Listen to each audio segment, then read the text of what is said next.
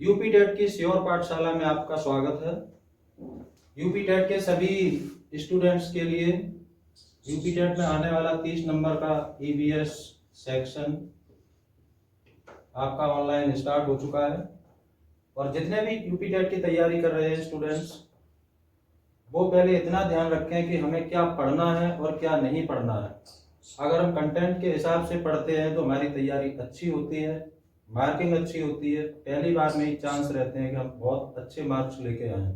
तो सबसे पहले सभी जो भी स्टूडेंट्स हैं वो ये समझ लें कि हमें ईवीएस की तैयारी करनी किस तरह से है, क्या पढ़ना है और क्या नहीं पढ़ना है। कभी कभी क्या होता है कि हम बहुत सारी चीजें पढ़ लेते हैं जो आउट ऑफ सिलेबस होती हैं, हमारा समय खराब होता है। एक चीज और आपने देखी होगी, यूपी टेट के तुरंत बाद कुछ समय ही मिलता है, मिनिमम 1 मंथ आपका सुपर टेट आ जाता है। इसलिए अगर हम कंटेंट के हिसाब से चलेंगे तो हमारी तैयारी अच्छी होती है और फर्स्ट क्लास तरीके से तैयारी होगी। तो मैं आपको बता दूं, ईवीएस जो 30 मार्क्स का आपका आता है उसमें आपको इन टॉपिक के हिसाब से ही आपको प्रिपरेशन करनी है। और इन टॉपिक में अगर आपको और डीपली पढ़ना है, टॉपिक यही होना चाहिए, आप अंदर डीपली कितना भी पढ़ सकते हो। तो सबसे पहले आपके ईवीएस में जो चैप्टर आपका पहला आता है, जंतु एवं पेड़ पौधे, ये टॉपिक आपका इंपॉर्टेंट है। आपने क्वेश्चन देखे होंगे, जंतु में से आ जाता है, मैमल्स आ जाते हैं, उभयचर आ जाते हैं, पक्षी वर्ग आ जाता है, ये सभी आ जाते हैं। उसके बाद में पेड़ पौधे में आ जाते हैं, पादप कोशिकाएं आ जाती हैं, फल फूल पत्ती जड़ें, हर साल क्वेश्चन आता है।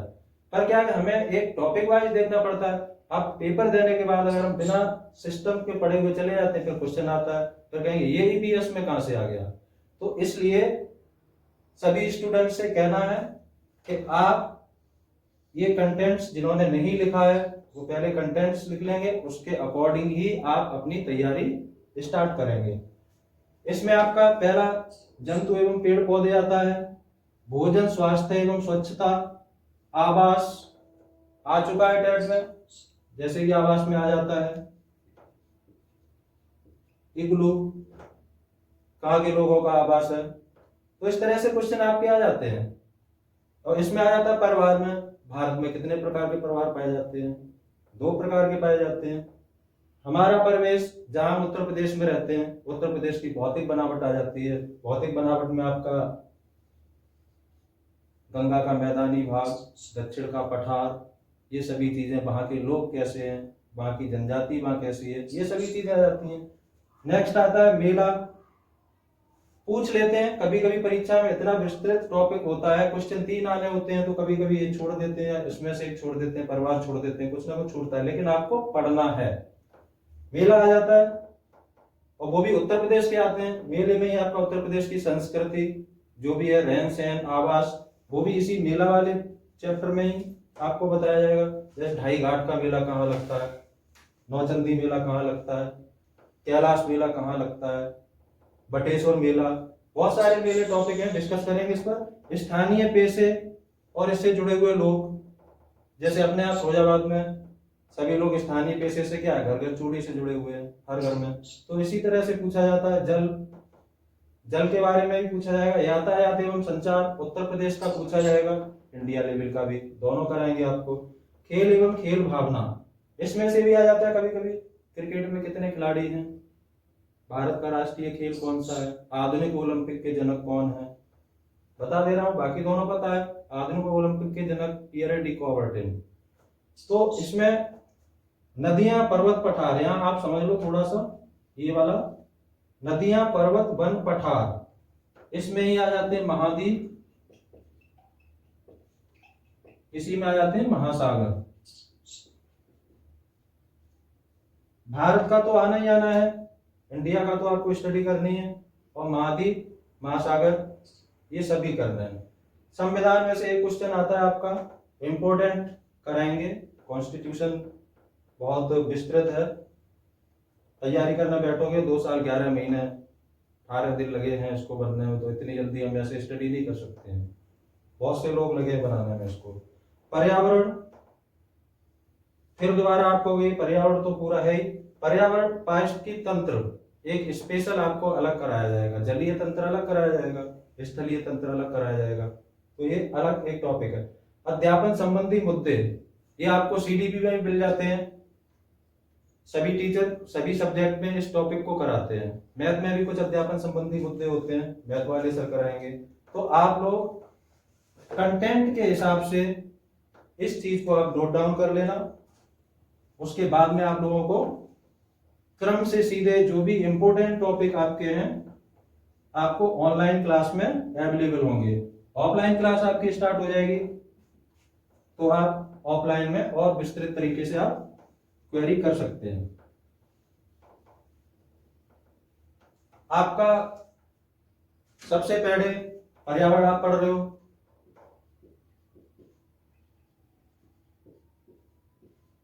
इसको हम एक तरह से नहीं, इसको हम तीनों पहलू जो इसके होते हैं, तीनों पे हमें स्टडी करनी पड़ती है इसकी।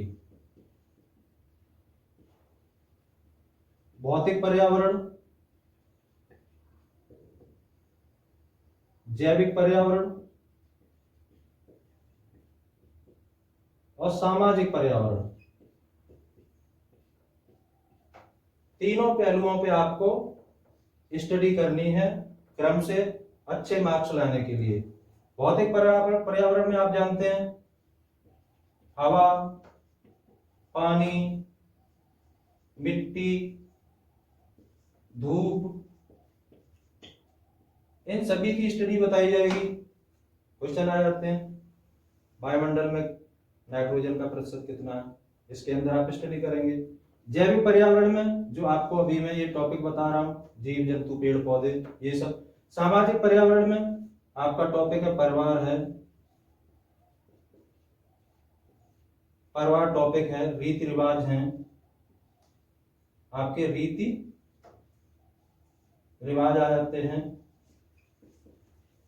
और भी समाज से रिलेटेड जो भी चीजें हैं आपकी वो इसमें स्टडी करेंगे। ठीक, तो हमारा जो टॉपिक है सबसे पहले जंतु एवं पेड़ पौधे। देखो ये बहुत विस्तृत टॉपिक है, लंबा चलने वाला, लेकिन हम इस टॉपिक में से एक आपका उप टॉपिक उठा लेंगे, जीव जंतु। पहले इन पे स्टडी करेंगे थोड़ा, उसके बाद में पेड़ पौधों पे चलेंगे, क्रम से आप स्टडी करेंगे, अच्छे से समझ में आएगा और ठीक ठाक कर पाओगे। तो सबसे पहले भारत जैव विविधताओं के लिए जाना जाता है। यहाँ जगह बदलने पर जीव बदल जाते हैं, भाषा बदल जाती है, बोली बदल जाती है, बहुत सारी डाइवर्सिटी यहाँ देखने के लिए मिलती है। इसी तरह से आप नोट डाउन कर लेंगे क्वेश्चन, भारत में जीवों की कुल कितनी प्रजातियां पाई जाती हैं। तो इसमें आप सीधे सीधे क्वेश्चन आपको पूछा जाता है कि भारत में लगभग 90,000 से ऊपर जीवों की प्रजातियां पाई जाती हैं। इन शॉर्ट में पूछ लेते हैं कभी कभी, लेकिन क्या अगर फिक्स आ जाता है,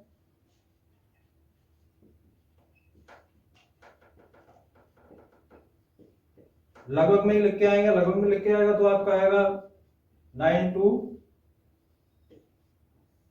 इस तरह से आएगा। 92,000 से ऊपर भारत में जीवों की, जीव जंतुओं की प्रजातियां पाई जाती हैं।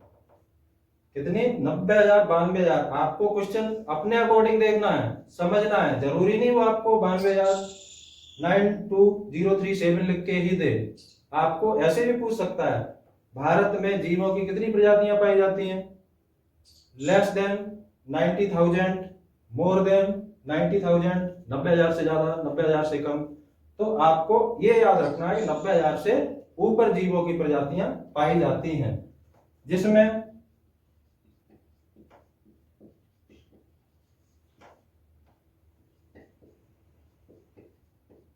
खारे पानी और ताजे पानी में मिलाकर के लगभग 2500 मछलियों की प्रजातियां पाई जाती हैं। लगभग 2577 मछलियों की प्रजातियां पाई जाती है इसमें, जो स्वच्छ पानी और खारे पानी में निवास करती हैं। और यही बात करते हैं आगे पक्षियों की। यही बात अगर हम पक्षियों की करते हैं तो भारत में पक्षियों की लगभग 1200 से ऊपर प्रजातियां पाई जाती हैं। हम क्या है, एक शहर के माहौल में रहते हैं, पक्षी जो देखने तक को भी नहीं मिलते हैं। एक समय था गौरैया छप्पर में घोंसला बना के रहती थी। अगर कोई पुराने होंगे दादी बाबा वो कहानी बताते हैं, पेड़ों पर गौरैया की कलरव हुआ करते थे, लेकिन धीरे धीरे खत्म होते जा रहे हैं। हो सकता है किसी ने, अगर कोई 22-25 साल एज का हो, टेट की तैयारी कर रहा हो, तो उसने एक पक्षी नहीं देखा होगा, गिद्ध। ये विलुप्त प्रजाति में आ गया, संकटग्रस्त प्रजाति में आ चुका है। पहले यहाँ बहुत गिद्ध पाए जाते थे। यहाँ पर इन्हें प्रकृति का स्वच्छकार बोला जाता था, क्योंकि ये गिद्ध होते हैं, मुर्दाखोर होते हैं।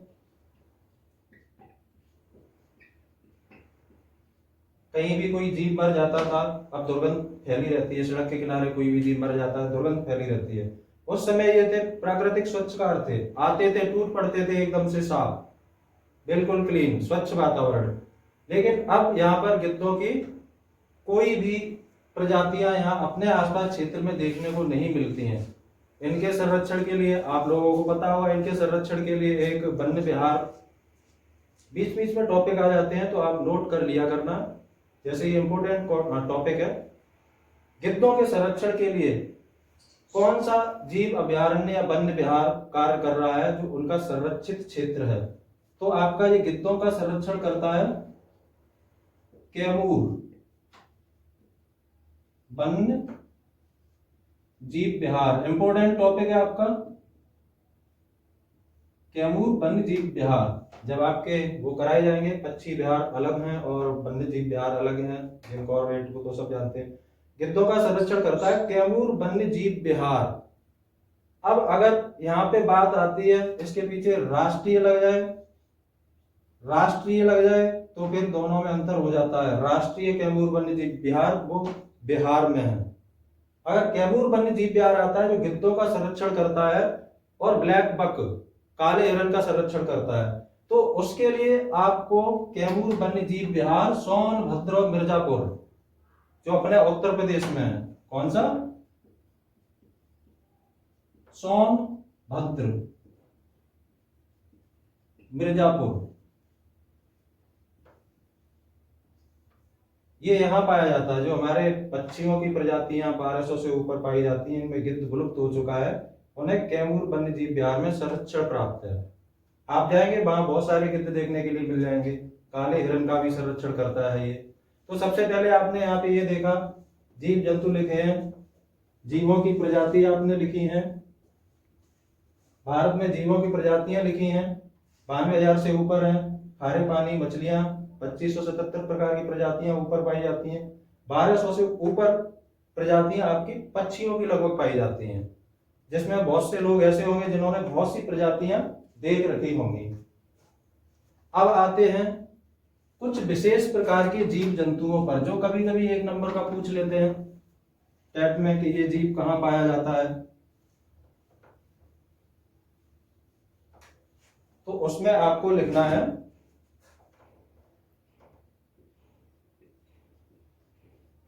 कुछ विशेष जीव जंतु।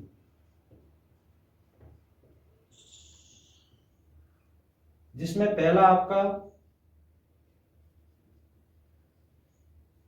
अल्पाका आता है।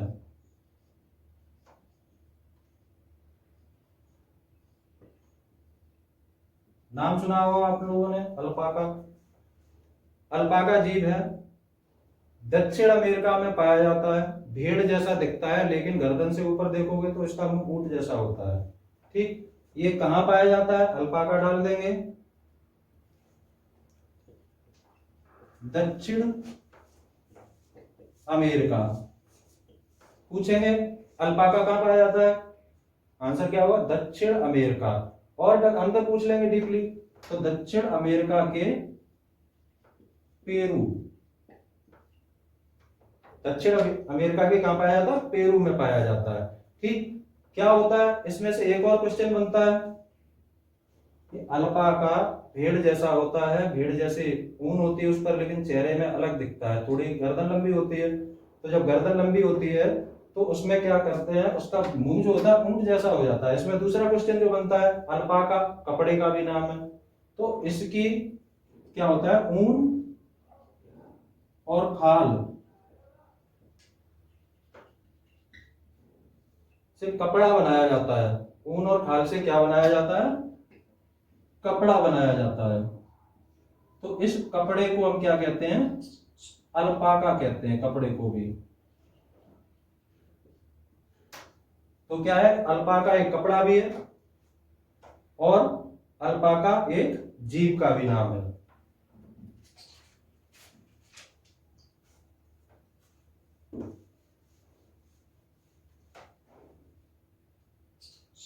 अगला जो जीव आता है आपका,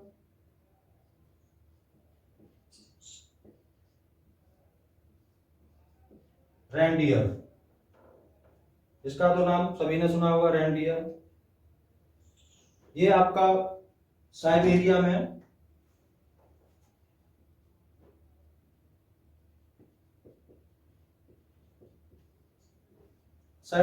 पाया जाता है। आप लोगों ने देखा हो, मूवी देखते हो या कहीं नाटक वगैरह टीवी वगैरह देखते हो, तो उसमें सिलेज खींचने वाले कुछ होते हैं, वो रेंडियर होते हैं।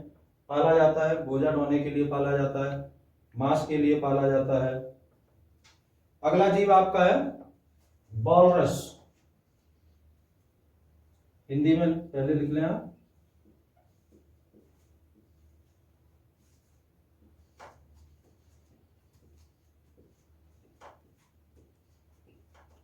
वॉलरस। जो वॉलरस आपका जो जीव होता है, यह समुद्री पशु है। क्या है वॉलरस? समुद्री।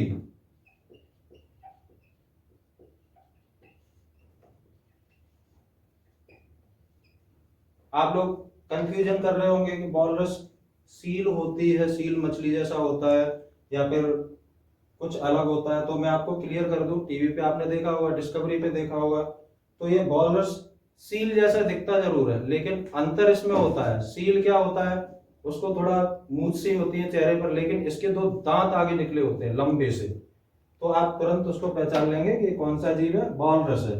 ये समुद्र का जीव है। कहां पाया जाता है? आर्कटिक।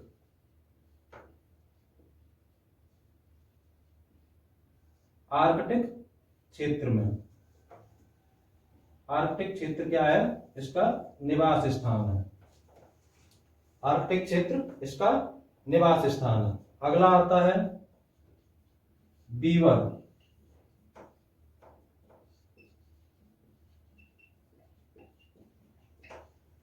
बीवर तो आपका बीवर आप लोगों ने देखा ही होगा, ये आपका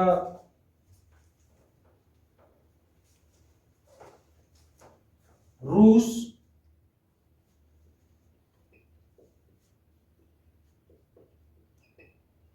पोलैंड, इन क्षेत्रों में पाया जाने वाला आपका ये जीव है। आप लोगों के लिए आज ये इंट्रो क्लास थी, थोड़ा सा आपने जीवों के बारे में जाना। नेक्स्ट आपका ये चैप्टर लंबा खींचेगा थोड़ा सा, क्योंकि अभी कुछ जीव जो आपके आने वाले थे वो आपको बता दिया गया है थोड़े से, लेकिन क्या है, नेक्स्ट जब आपका स्टार्ट होगा तो ये जीव खत्म होने के बाद में आप जीव की संरचना स्टडी करेंगे। जो क्लास देख रहे हैं वो नेक्स्ट टॉपिक जो है जीव की संरचना कैसा है, किस तरह से स्ट्रक्चर है, उसका सेल्स वगैरह आगे स्टडी करेंगे, ताकि जब यहाँ पर आप लोगों को पढ़ाया जाए तो और अच्छे तरह से आपको समझ में आए। तो आपके कुछ जो जीव हैं, कुछ इसमें पक्षी भी अभी रह गए हैं, जैसे कंगारू वगैरह है, वो आपको करा देंगे क्लियर करके नेक्स्ट टॉपिक में, आप इसी टॉपिक में अगले पार्ट में। ठीक है, तो आप आगे के लिए पढ़ो जीव की संरचना किस तरह से बना हुआ है। आज के लिए इतना ही, धन्यवाद।